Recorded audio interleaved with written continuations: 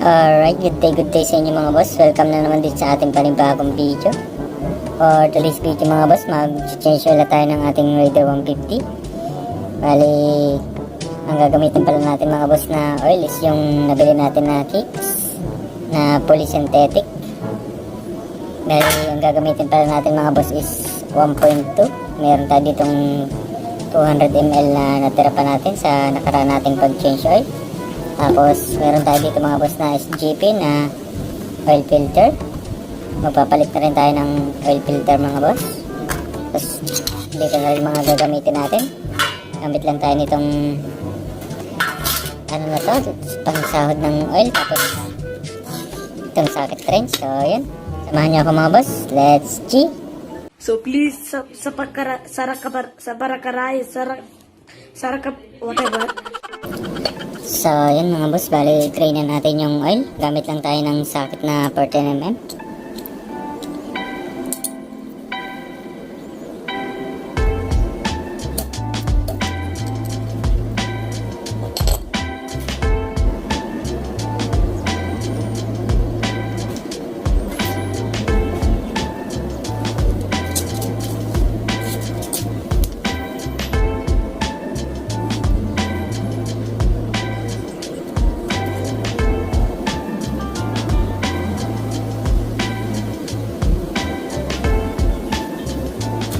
So ayan mga boss, bali patuloy lang natin yung oil hanggang sa wala na siyang pumatak. At share ko na rin pala sa inyo mga boss yung naging karanasan ko dun sa dalawang oil na ginamit natin. So ayan mga boss, bali base pala sa aking karanasan dito sa dalawang klase ng oil na ginamit natin is ibang iba talaga. Kasi nung gamit ko pa ito mga boss, itong dinidray natin, itong Shell Advance na 1040 semi-synthetic is mas madaling uminit mga boss yung engine. Sa pakiramdam ko lang, base sa aking pakiramdam mga boss mas madaling uminit yung engine at hindi talaga siya smooth kaysa dito sa Kicks natin na ginagamit na fully synthetic. Ibang iba talaga mga boss. Pag ito yung gamit kong Kicks is sobrang smooth ng performance niya. Napaka ganyang gamitin. Basta yun mga boss, hindi siya pati masyadong umiinit. So yun lang mga boss, yun lang may pagkukompare ko dito sa dalawang oil na ginamit natin. Bali sa price naman to mga boss is itong Shell Advance is nasa 200 plus lang ang bili ko nito. Itong polysynthetic na Kicks is nasa 300 plus. So konting dagdag na lang mga boss is naka polysynthetic na tayo. Mas magandang oil yung polysynthetic. So yun lang mga boss.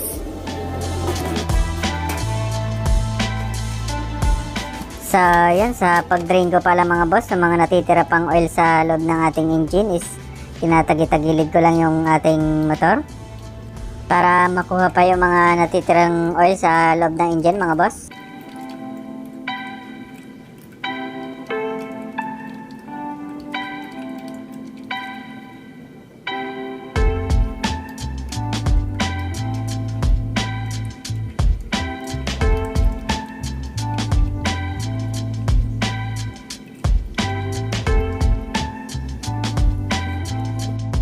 Ang next naman natin mga boss is tanggalin na natin yung oil filter cover. Gamit lang tayo ng 8mm na socket wrench.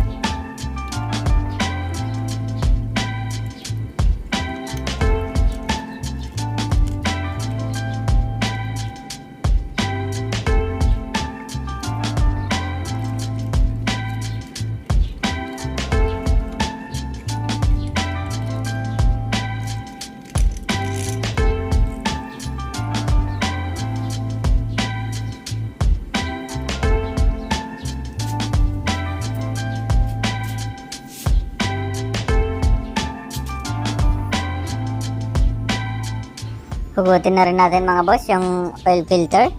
Tapos wag natin kalimutan yung meron siyang o-ring sa loob mga boss. So kadalasan kasi mga boss sa mga nag-change oil is hindi na papansin itong o-ring sa ating oil filter na kakasama itapon.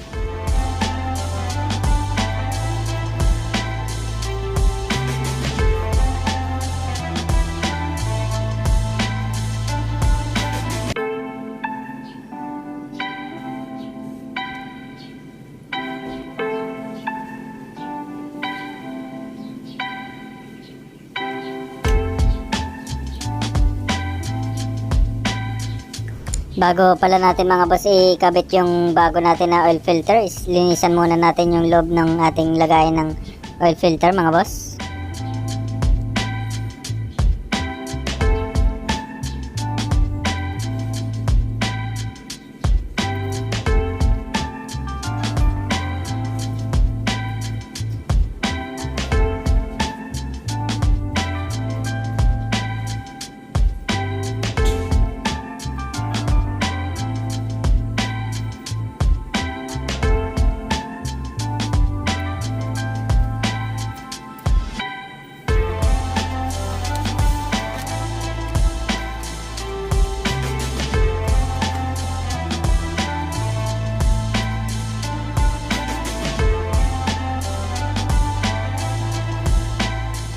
Sa yan mga boss, bali ilagay lang natin na maayos yung ating o-ring dun sa loob ng ating lagayan ng oil filter. Bali napakahalaga mga boss ng ating o-ring, kasi kung wala yung o-ring, bali parang wala lang din yung ating filter mga boss.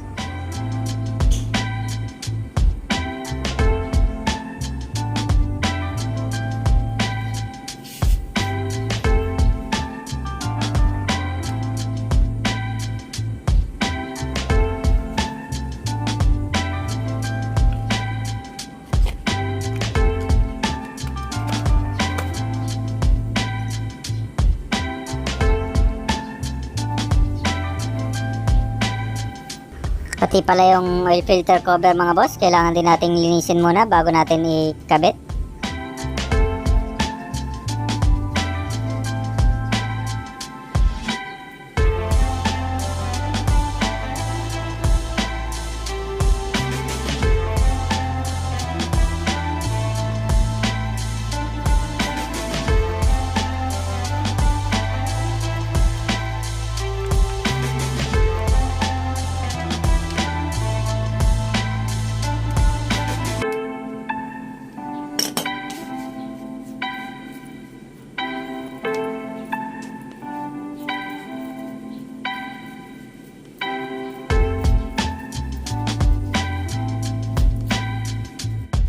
So, yan mga boss, bali bago pala natin ilagay yung oil, wag natin kalimutan ilagay yung ating drain plug.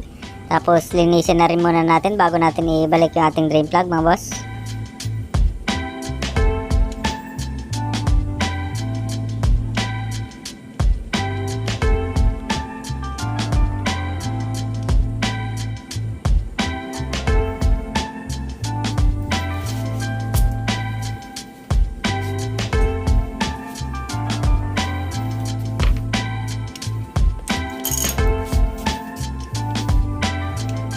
So, yan mga boss, sa paghigpit pala ng ating drain plug is hindi mahigpit, hindi rin maluag. So, tama lang mga boss, kasi pag na-lost thread, malaking problema ang mangyayari mga boss. So, yan mga boss, matapos natin may lagay yung ating drain plug, luwagan naman natin yung ating oil cap bolt.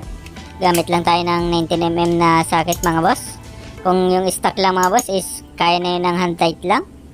Bali, naka CNC oil cap bolt pa tayo mga boss ngayon.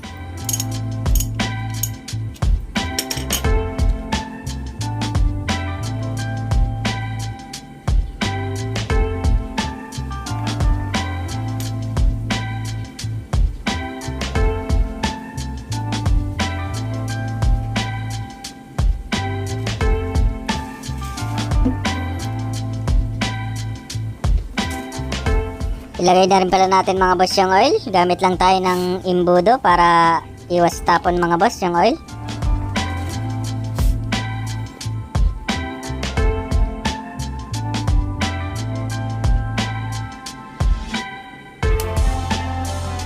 Tuwing mag-change oil pala ako mga boss is 1.2 ang inilalagay ko na oil. Tapos nagpapalit na rin ako ng oil filter mga boss.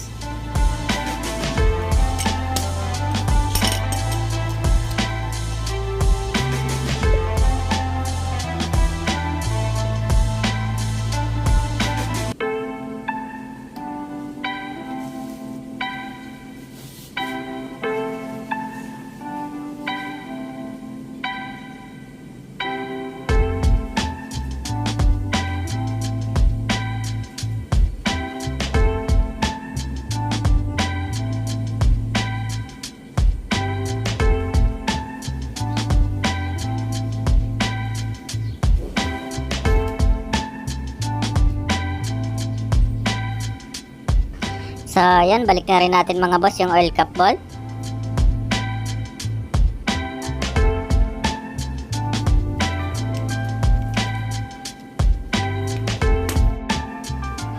Pinag-change oil lang pala natin mga boss is hindi ko to tinatapon kung saan saan.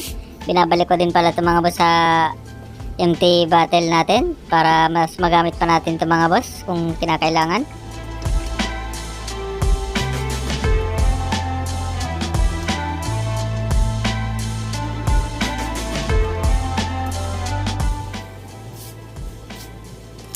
So, yan mga boss. Tapos na natin ma-change oil yung ating Raider 150. Bali, i-start na natin ang engine mga boss.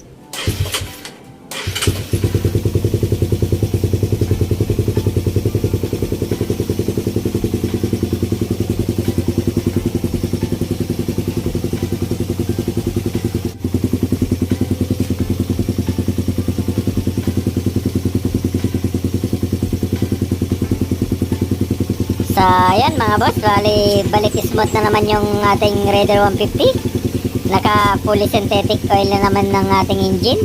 So, ayan, hanggang dito na lang pala mga boss ang video natin. Maraming salamat sa palagi panonood. At kung bago ka pa lang dito sa ating channel, pa-subscribe at pa-like naman ang ating mga video para lagi kang updated sa ating mga i-upload pa. So, ayan, maraming salamat. Peace out.